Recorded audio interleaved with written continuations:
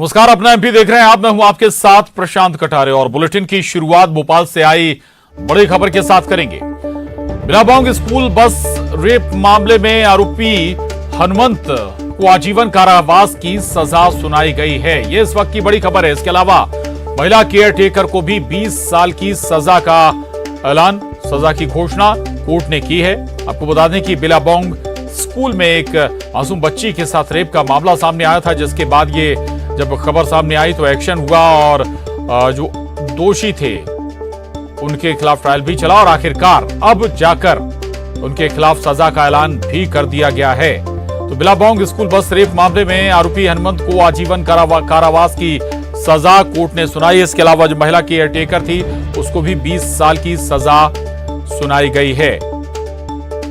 जितेंद्र शर्मा हमारे साथ जुड़ गए हैं और जानकारी के साथ।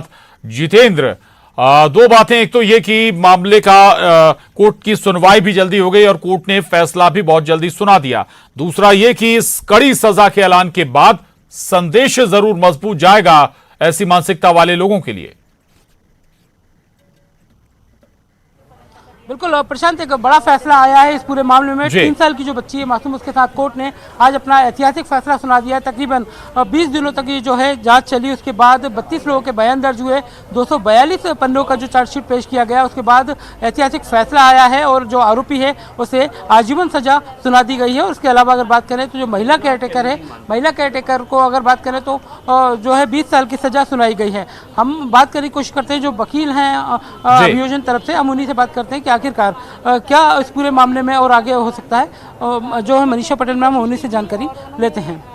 तो अगर बात करें तो सबसे बड़ा ये इसमें प्रश्न टेक्निकल है कि बहुत जल्दी इस पूरे मामले में फैसला आ गया। आरोपी और जो केयर टेकर हैं उन दोनों को ही कोर्ट ने अपना फैसला सुना दिया है। जानते हैं मैम।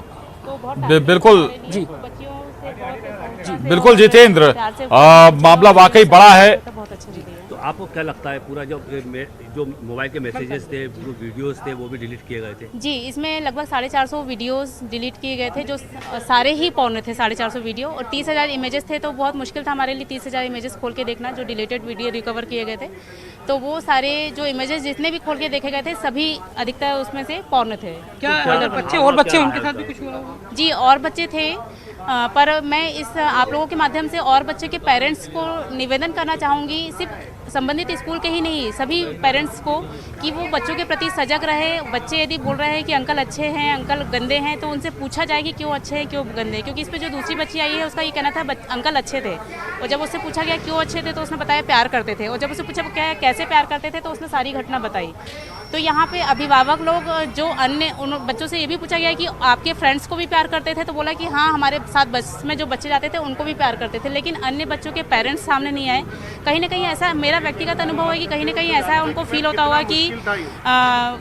होगा कि कानूनी कार्रवाइयाँ, थानों की कार्रवाइयाँ, कोर्ट की कार्रवाइयों में परेशानियाँ, दिक्कतें होती हैं, या हमारी जो इमेज डाउन होगी।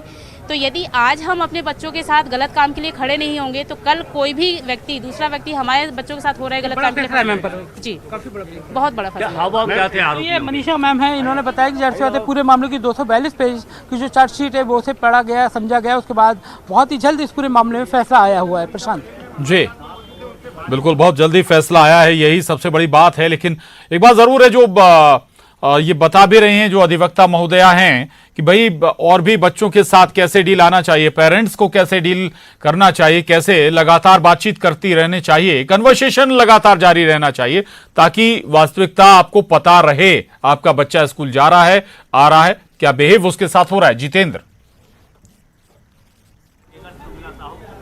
बिल्कुल good touch and bad touch का भी जो है बच्चों को पाठ घर में पढ़ाया जाना चाहिए। और साथ ही जो पेरेंट्स टीचर मीटिंग होती है प्रशांत, उसमें पुलिस की भूमिका भी होना चाहिए। यानी कि PPTM होना चाहिए, पुलिस पेरेंट्स और टीचर मीटिंग। क्योंकि इसमें क्या होगा, पुलिस को भी पता रहना चाहिए कि संबंधित जो ड्राइवर्स हैं या उनका स्टाफ है वो कितना ट्रेंड है, कितना उस पर क्रिमिनल चार्ज है। क्योंकि ये जो आरोपी हनुमंत, इस पर पहले से ही आरोप थे, कई थानों में मामले दर्ज थे। और उसके अलावा उसे 1 महीने पहले ही कैसे नौकरी दे दी गई, इन सारी चीज़ों का वेरिफिकेशन नहीं हुआ। तो पुलिस की भूमिका भी पेरेंट्स टीचर मीटिंग में होना चाहिए। प्रशांत, बिल्कुल बिल्कुल, पुलिस पेरेंट्स टीचर्स मीटिंग, ये आपने बड़ी बात कही है। और हालांकि एक बात और जरूर ये जो कह रही हैं अधिवक्ता मयोदया की और भी उस स्कूल के और भी बच्चों से इस तरह की प्रतिक्रिया आई थी, लेकिन बाकी पेरेंट्स सामने नहीं आए। ये भी चिंता का सबब है कि जानकारी होने के बावजूद भी अगर आप सामने नहीं आ रहे हैं तो फिर ऐसी घटनाओं को बढ़ावा भी मिलता है। जितेंद्र, बिल्कुल, बाल आयोग ने जब अलग से इस पूरे मामले की जांच की, पूछताछ की, तब कई सारी बच्चियों ने बताया कि हाँ, उनके साथ भी इस तरह की हरकतें, उनके साथ भी कपड़े बदले गए थे, उनके साथ भी छेड़छाड़ हुई, चॉकलेट्स उन्हें भी दी जाती थी। तो कह सकते हैं कि बच्चों को बहला फुसला कर उनके साथ इस तरह की हरकतें करने के मामले में और भी कई मामले हो सकते थे, मगर उनके जो पेरेंट्स हैं वो खुलकर सामने नहीं आए, उन्होंने जाँच में सहयोग नहीं दिया, जिसकी वजह से ये मामला अभी सिर्फ एक ही छात्रा तक सीमित रह गया। मगर कह सकते हैं कि और भी किसी छात्रा के साथ ऐसी जाति ना हो, ऐसा शोषण ना हो, तो बच्चों को के मामलों में पेरेंट्स को थोड़ा सजग होना चाहिए। प्रशांत, बिल्कुल बिल्कुल जितेंद्र, लेकिन एक थोड़ा सा और हटके सवाल है, वो ये कि भाई जो ड्राइवर है और जो हेल्पर थी उस पर तो एक्शन हो गया, सजा का ऐलान भी हो गया, लेकिन स्कूल की भी तो भूमिका है। क्या जिम्मेदारी स्कूल की नहीं है यहाँ पर कि आप किसको रख रहे हैं, किसको नौकरी पर रख रहे हैं, किसको नहीं रख रहे हैं, उनकी मॉनिटरिंग आप किस हद तक कर रहे हैं, कर पा रहे हैं, नहीं कर पा रहे हैं? जिम्मेदारी क्या स्कूल की नहीं बनती थी यहाँ पर? बिल्कुल, सभी स्कूलों की जिम्मेदारी और फर्ज बनता है कि मासूमों को जिस तरह से दाखिला दें उस समय से उनकी केयर टेकर की जाए, क्योंकि उनके सेकंड पेरेंट्स स्कूल वाले ही होते हैं। मगर बच्चों को ऐसे अनजान हाथों में छोड़कर कहीं ना कहीं स्कूल भी पूरी तरह से जिम्मेदार है, लापरवाह है, तो ऐसे स्कूलों पर भी सख्त कार्रवाई की जाना चाहिए। और ये बिलाबोंग का जो फैसला आया है उस पर अभी दूसरी जाँच बाकी है, SIT बनी हुई है। स्कूल प्रबंधन के खिलाफ भी FIR दर्ज की गई थी, उस पर भी जब अगला फैसला आएगा तो देखने वाली बात रहेगी, क्योंकि बाकी स्कूलों को भी सबक सीखना जरूरी रहेगा। प्रशांत जी, शुक्रिया जितेंद्र आपका इस पूरी जानकारी के लिए, धन्यवाद। तो बिलाबोंग मामले में दो जो दोषी थे उन्हें सजा सुना दी गई है। आगे बढ़ेंगे और भोपाल से एक और बड़ी खबर है। राजा पटेरिया पर FIR दर्ज हुई है। पन्ना जिले में मामला दर्ज किया गया राजा पटेरिया पर। कांग्रेस नेता हैं राजा पटेरिया, पूर्व मंत्री हैं राजा पटेरिया, और उनके खिलाफ FIR दर्ज हुई है। दरअसल उन्होंने प्रधानमंत्री मोदी के खिलाफ बेहद ही आपत्तिजनक बयान दिया था और उसके बाद उनके खिलाफ FIR दर्ज हो गई है। तो ये बड़ी खबर भोपाल से। राजा पटेरिया पूर्व मंत्री और कांग्रेस नेता जिनके खिलाफ FIR दर्ज की गई है। पन्ना जिले में मामला दर्ज किया गया है और राजा पटेरिया ने प्रधानमंत्री मोदी के खिलाफ बेहद ही आपत्तिजनक बयान दिया था। जनसभा में धर्म, जाति और भाषा के आधार पर अल्पसंख्यक, दलित, आदिवासी समुदाय के बीच घृणा वैमनस्य फैलाना का कार्य प्रतीत हुआ। इससे लोक शांति भंग होना पुलिस ने पाया है और इनके खिलाफ IPC की धारा 451, 504, 505, 1B, 5051, 1C, 506, 153, B1C के तहत पन्ना जिले में मामला दर्ज किया गया है। तो राजा पटेरिया पूर्व मंत्री और कांग्रेस नेता जिन्होंने प्रधानमंत्री मोदी पर बहुत ही आपत्तिजनक बयान दिया है, और हालांकि बाद में उन्होंने इसका क्लैरिफिकेशन करने की कोशिश भी की है। अब राजा पटेरिया के खिलाफ FIR दर्ज की गई है। पन्ना में ये FIR हुई है।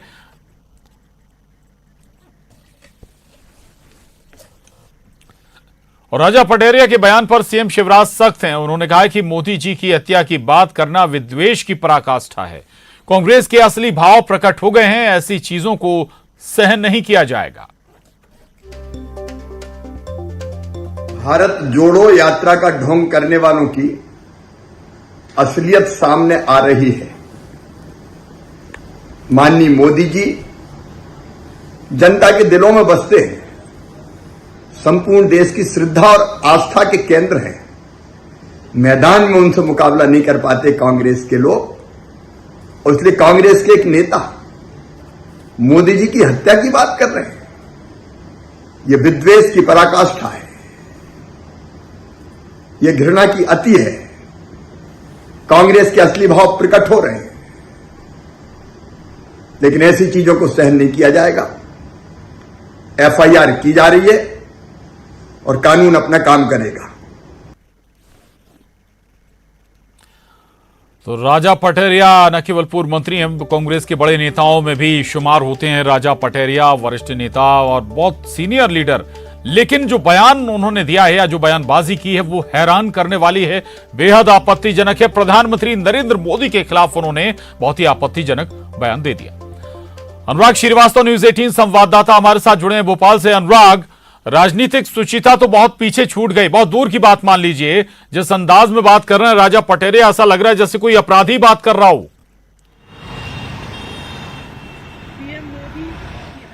बिल्कुल प्रशांत, देखिए राजा पटेरिया न सिर्फ कांग्रेस के सीनियर लीडर हैं बल्कि पूर्व मंत्री हैं, लेकिन उसके बावजूद जिस तरीके के शब्दों का उन्होंने इस्तेमाल किया, ये राजनीतिक में शुचिता में कहीं भी उचित नहीं ठहराया जा सकता। और इसी को लेकर अब राजा पटेरिया की मुश्किलें बढ़ती हुई नजर आ रही हैं, क्योंकि 451, 504, 505 समेत आधा दर्जन जो है अलग अलग उसमें धाराओं में राजा पटेरिया के खिलाफ मामला दर्ज हो चुका है, यानी कि उनके खिलाफ अब पुलिसिया कार्रवाई एक तरीके से होती हुई नजर आएगी। लेकिन सबसे बड़ी बात है कि राजा पटेरिया के बयान को लेकर कांग्रेस ने भी अब किनारा कर लिया है। कांग्रेस नेता सुरेश पचौरी ने राजा पटेरिया के बयान की निंदा की है। उन्होंने कहा कि अभी मैंने वो बयान सुना नहीं है, लेकिन इस तरीके की हिंसा का कांग्रेस पार्टी में कहीं भी जगह नहीं है। तो कुल मिलाकर जिस तरीके से बीजेपी हमलावर जो है राजा पटेरिया के बयान को लेकर कांग्रेस पार्टी पर हो रही थी, उसके बाद ये कांग्रेस की तरफ से सफाई निकल कर आई है। लेकिन राजा पटेरिया की मुश्किलें अब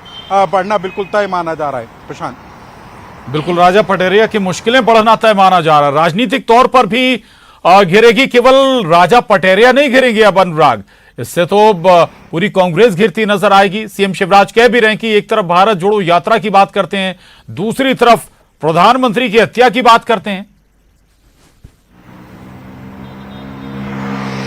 बिल्कुल प्रशांत, देखिए राजा पटेरिया का भले ही ये बयान निजी बता रही हो कांग्रेस पार्टी, लेकिन राजा पटेरिया के बहाने बीजेपी ने कांग्रेस पार्टी को घेरना तेज कर दिया है। मुख्यमंत्री शिवराज सिंह चौहान ने इस तरीके से विद्वेष फैलाने की बात कही है। और सबसे बड़ी बात है कि किसी भी देश का प्रधानमंत्री एक गरिमा पद पर होता है, और उसको लेकर इस तरीके के बयान देना और एक तरीके से लोगों को उकसाना कहीं ना कहीं हिंसा को बढ़ावा देने वाला साबित होता है। तो भले ही कांग्रेस और पार्टी इसको निजी बयान बताकर किनारा करने की कोशिश कर रही हो, लेकिन इस बयान के बहाने अब बीजेपी कांग्रेस पर हमलावर होती हुई नजर आ रही है। और सबसे बड़ी बात है कि कांग्रेस के विधायक लक्ष्मण सिंह का भी बयान आया है। उन्होंने भी इस बयान की निंदा की है और कहा है कि इस तरीके के बयान से कांग्रेस पार्टी को बचना चाहिए। लेकिन ये पहला मौका नहीं है प्रशांत जब इस तरीके का बयान आया हो। कांग्रेस पार्टी के अध्यक्ष मल्लिकार्जुन खड़गे का भी बयान इसी तरीके से सामने आया था। जी बिल्कुल बिल्कुल, महत्वपूर्ण बात आपने कही है। ऐसे बयानों से कांग्रेस अगर नहीं बचेंगे तो फिर खामियाजा उन्हें भविष्य में उठाना पड़ेगा। शुक्रिया अनुराग जानकारी के लिए। और अब बात करेंगे कमलनाथ की, जिन्होंने चुनावी साल में तीसरा बड़ा वादा कर दिया। किसान कर्ज माफी और कर्मचारियों की ओल्ड पेंशन शुरू करने के ऐलान के बाद एक और ऐलान किया उन्होंने ट्वीट कर पुलिस कर्मियों के साप्ताहिक अवकाश को शुरू करने का वादा किया। उन्होंने लिखा कि सरकार बनते ही पुलिस कर्मचारियों को साप्ताहिक अवकाश दिया जाएगा। तो ये बड़ा ऐलान पीसीसी चीफ कमलनाथ की ओर से, यानी कि एक के बाद एक लगातार ऐलान और वादे पीसीसी चीफ कमलनाथ कर रहे हैं। वहीं गृह मंत्री नरोत्तम मिश्रा ने राहुल गांधी के क्रिसमस पर 7 दिन की छुट्टी पर बोले कि दिवाली और देव उठनी पर किसी ने नहीं सुना होगा कि राहुल छुट्टी मनाने जा रहे हैं। क्रिसमस पर वो छुट्टी मनाने जा रहे हैं। ये चुनाव के समय पर हिंदू बनते हैं और जनेऊ दिखाने वाले नेता हैं। सीएम शिवराज मंच के एक्शन पर कांग्रेस के सवाल खड़े करने पर बोले कि बीजेपी की सरकार को कांग्रेस के प्रमाण की जरूरत नहीं है। जो कर्मचारी गलती करता है उसके खिलाफ कार्रवाई होती है, जो अच्छा काम करता है उसे सम्मानित भी किया जाता है। ये शिवराज सिंह चौहान की सरकार है। वहीं कहा कि जुबैर मौलाना के वीडियो की जांच हो रही है, जमानतदार के खिलाफ भी कार्रवाई की जाएगी। करोड़ लोगों को आपने देखा होगा कि दिवाली पे 1-2 दिन की छुट्टी है, गोवर्धन पूजा पे कुछ नहीं छुट्टी, रूप चौदस की कोई छुट्टी नहीं, भाई दूज की कोई छुट्टी नहीं, लेकिन क्रिसमस के लिए 7 दिन की 8 दिन की छुट्टी। हिंदू वो होने और हिंदू दिखने में यही अंतर है। उनके सवालों का भी यही जवाब है जो राजस्थान में उन्होंने उठाया था और 8 दिन की यात्रा पे अब वो जा रहे हैं। अच्छा है अगर जा रहे हैं तो। और कांग्रेस क्या कहेगी? और हमें कांग्रेस के प्रमाण पत्र की जरूरत है क्या? जो पिछले 20 साल में हमसे कभी जिसके वोट ज्यादा नहीं आए, जिसकी गलती पाई जाती है उसको मुख्यमंत्री जी कार्रवाई करते हैं, और जो अच्छा काम करते हैं उनका अभिनंदन भी करते हैं। समानांतर दोनों काम चल रहे हैं। सुना मैंने पीछे बजता हुआ वो गाना कि दुनिया की ठाए ठाए ठाए, इसका हम जुबेर मौलाना जी का इसका परीक्षण करा रहे हैं वीडियो का। थोड़ी देर में वो हो जाएगा और उसके बाद उसके जो बाउंड ओवर और जमानत देने वाले हैं उन सबकी जमानत जब्ती की कार्रवाई करेंगे। इन पर गिरफ्तारी की धाराएं लगाई जाएंगी। ये मध्य प्रदेश है, यहां पर कोई ठा ठा करके आतंक नहीं फैला सकता, ये स्पष्ट समझ लेना चाहिए जुबेर जी। और कांकेर से बड़ी खबर इस वक्त की, 4 लापता लोगों का सुराग मिल गया है। NH 30 किनारे कुएं में कार गिरी थी। कार को रेस्क्यू कर बाहर निकाला गया है। मौके पर पहुंचकर पुलिस अब जांच में जुटी हुई है। शादी समारोह से 4 लोग लौट रहे जो थे वो अचानक से लापता हो गए थे। सभी कार में सवार होकर जगदलपुर की ओर निकले थे। लापता लोगों में 2 ओडिशा और 2 कोंडा गांव के रहने वाले थे। तो ये पूरी कार कुएं में समा गई थी और अब जाकर कार को बाहर निकाला गया है। 4 लापता लोगों का सुराग मिला है। NH 30 किनारे कुएं में ये कार जा गिरी थी। कार को रेस्क्यू कर बाहर निकाला गया। मौके पर पहुंचकर जांच में पुलिस जुटी हुई है। तो शादी समारोह से लौट रहे 4 लोग अचानक से लापता हो गए थे। सभी कार में सवार होकर जगदलपुर की ओर जा रहे थे। लापता लोगों में 2 ओडिशा और 2 कोंडा गांव के रहने वाले थे। तो ये तस्वीरें देख रहे हैं आप। कार को बाहर निकाला गया है। अचानक से 4 लोग गायब हो गए थे। तो शादी के लिए निकले थे कार में सवार होकर, और ये पूरी कार हाईवे किनारे बने कुएं में जा समाई थी।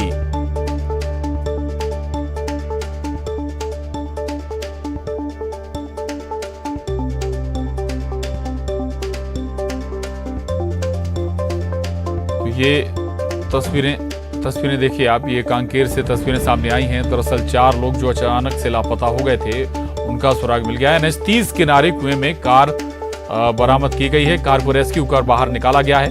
पुलिस पूरे मामले में छानबीन भी कर रही है। बताया जा रहा है कि शादी समारोह से ये 4 लोग लौट रहे थे, उसी दौरान अचानक लापता हो गए थे और अब जाकर उनकी जो कार है वो इस कुएं में मिली है, कुएं से बरामद की गई है। लापता लोगों में 2 ओडिशा और 2 कोंडा गांव के रहने वाले थे।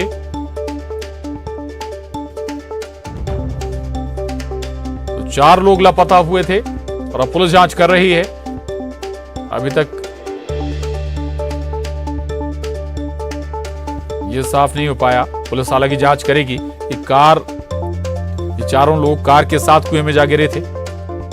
ये भी अभी साफ नहीं है कि कार में कोई शव फंसा हुआ है या नहीं फंसा हुआ है। तस्वीरें जरूर आपको दिखा रहे हैं। 4 लोग अचानक से लापता हुए थे जो कि शादी से लौट रहे थे।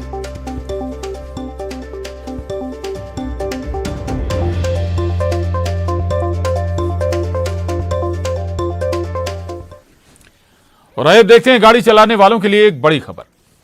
इस समय की बड़ी खबर वेल्वोलिन लेकर आया है ऑल क्लाइमेट एडवांस और